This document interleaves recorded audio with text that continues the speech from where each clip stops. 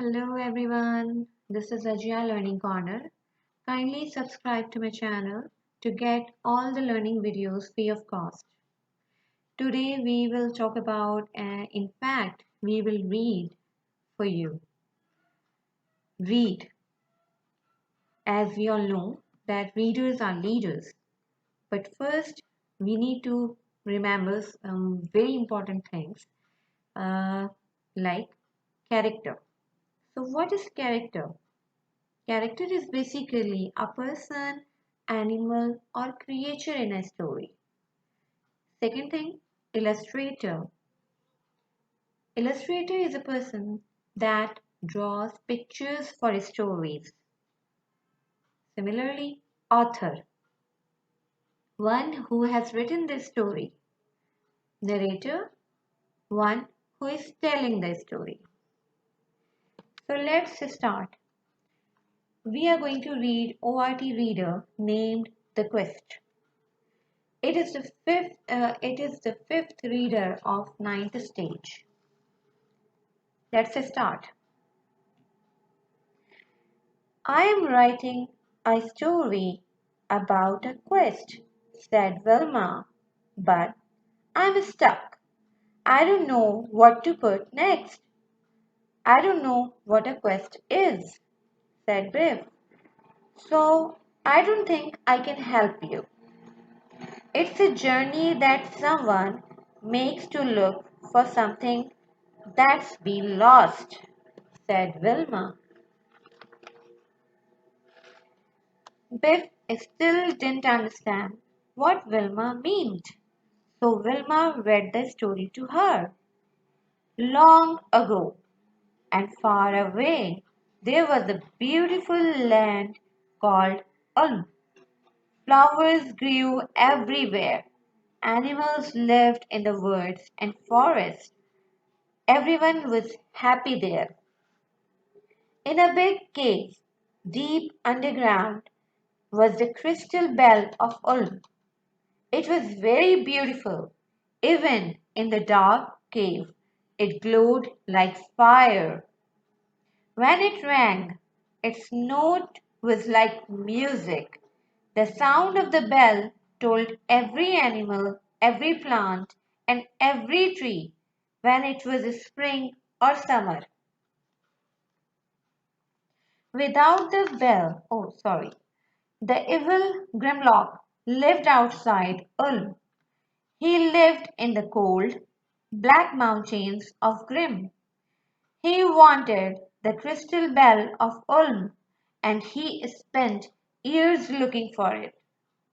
At last, Grimlock found the bell. Now it will be mine forever, he said. Grimlock took the bell back to the land of Grim. He carried it through the forest. Then he crossed the rocky desert. At last he reached his castle high in the mountains. In the sunlight, the bell looked so beautiful that Grimlock could not bear to look at it. Without the bell, the land of Ulm became dark and grey. Flowers grew in the winter and were killed by the frost. Snow fell in summer. The people of Ulm were sad and unhappy. All the beauty had gone from the land, and the days were cold and long. Wilma looked at Biff. That is as far as I have got, she said. What do you think? It's brilliant, said Biff. So, will someone go on a quest to try to get the bell back? That's right, said Wilma. But it will have to be someone brave like a knight.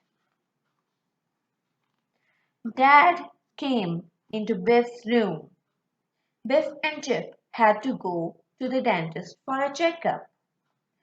I don't know how long I will be at the dentist, said Biff. Do you want to go home, Wilma? Do you mind if I stay and get on with my story? Asked Wilma. I have got an idea.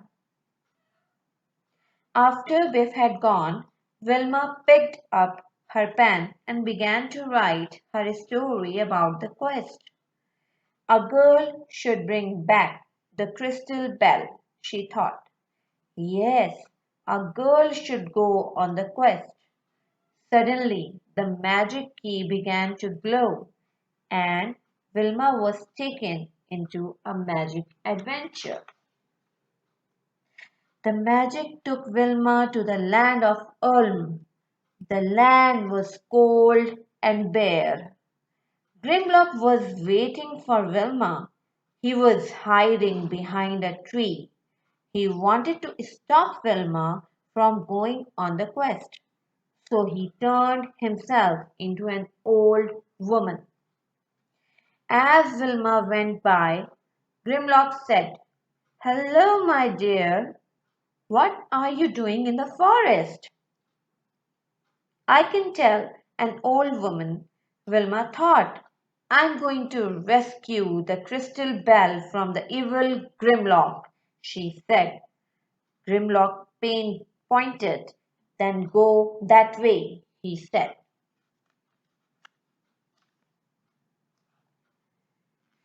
Wilma went along the path that Grimlock had shown her. Soon the ground became wet and muddy. Wilma's feet sank into the mud. Is this really the right way? She wondered. Suddenly, she sank into a muddy swamp. Oh, help! I'm sinking! Help me, somebody! Wilma was frightened. She was sinking deeper and deeper. She couldn't get out of the swamp. Suddenly, she saw a white unicorn standing on the edge of the swamp. Don't be frightened, it said. Hang on to this branch and I will pull you out. Quickly, jump on my back, cried the unicorn. We must get away. As the unicorn galloped through the forest, Grimlock fired an arrow at Wilma. You will never bring back the crystal bell, he shouted angrily. You will never get past the dragon. At last, the unicorn stopped. You must go on alone, it said. This is as far as I can go. There is a ring tied to a ribbon round my neck. Take the ring. It will only give you one wish. So don't waste it. Wilma took the ring and the unicorn galloped away. Wilma walked across the rocky desert. She was hot and tired. She almost wished for a drink, but she stopped. She didn't want to waste her wish. Then she heard a shout. It was a gnome. Help me! Someone! Shouted the gnome. Be quick before it is too late. Wilma untied the gnome. Oh, thank you! Thank you! He cried. I was tied up here by Grimlock. This is where he feeds his dragon. But why did he want to feed you to the dragon? Asked Wilma. Because I burned his toast, said the gnome. Suddenly, the gnome began to tremble. Oh no, he squeaked. The dragon's coming for his dinner. Oh, help, said Wilma. She looked at the ring. Maybe I should use the wish to kill the dragon. The gnome gave her a lemon. Try this, he said. Dragons hate lemons. They can't bear the smell. Wilma began to peel the lemon. Will the dragon run away? She asked. I don't know, said the gnome. I have never tried it. This is a chance to find out. Ah, ah, tissue! Went the dragon. It gave a terrible roar and flew away. Hooray! Shouted the gnome. You did it! It was very frightened, said Wilma, but the lemon worked. The gnome handed Wilma a mirror. Take this mirror. You will need it to kill the basilisk. The basilisk is even worse than the dragon. What is a basilisk? Asked Wilma. And how can I kill it with a mirror? Its eyes can kill you, said the gnome. When you see it, don't look into its eyes or you will be turned to stone. Hold up the mirror and let it look into its own eyes. Does it work? Asked Wilma. I don't know, said the gnome. I have never tried it. This is a chance to find out. Suddenly, with a great roar, the basilisk charged at them. Wilma held up the mirror, and the monster was killed by its own terrible eyes. Hooray! Called the gnome. You did it! See, it's turned to stone. I was really frightened, said Wilma. You are brave and good, said the gnome. I have never met a brave, good person before. I'm going to help you with your quest. The gnome took Wilma up the mountain to Grimlock's castle. They went up a steep path. The gnome knew a secret way to get into the castle. This was this way to the kitchen, whispered the gnome. Come on, but don't make a sound. I am frightened, said Wilma.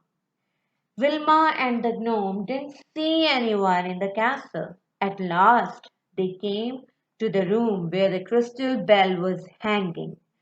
Wilma gasped when she saw it. She couldn't believe how beautiful it was. I have been expecting you, said Grimlock. You can spend the night here, hissed Grimlock. Tomorrow I will feed you both to the dragon. Oh dear, said the gnome. What shall we do now? Wilma looked at the magic ring. It's time I made my wish, she said. Wilma's wish started to work. The bell began to ring. Its sound grew louder and louder. It rang so loudly through the castle that cups and saucers broke, and the glass in the window cracked. Hour after hour, the bell rang.